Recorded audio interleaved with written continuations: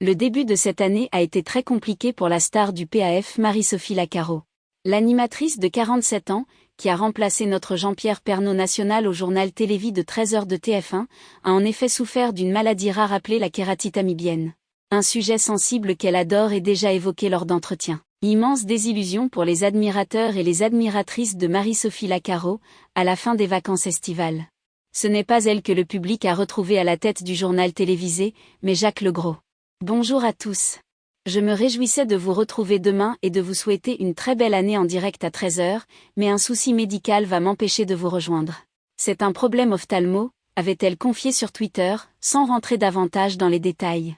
Ce n'est qu'en février que le public a découvert qu'il s'agissait d'une infection rare et sévère qui nécessite un traitement lourd. Elle avait également précisé qu'elle devait porter des lunettes pour se protéger les yeux.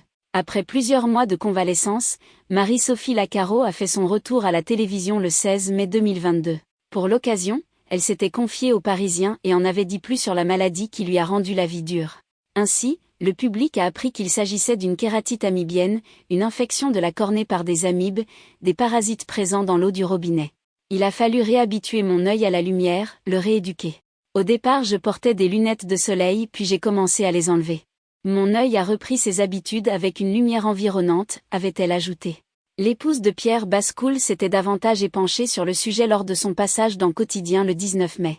Elle avait expliqué que durant 2 mois, elle avait dû vivre dans le noir sans écran, sans livre et sans possibilité d'écouter la radio ou la musique à cause de maux de tête. C'est très douloureux.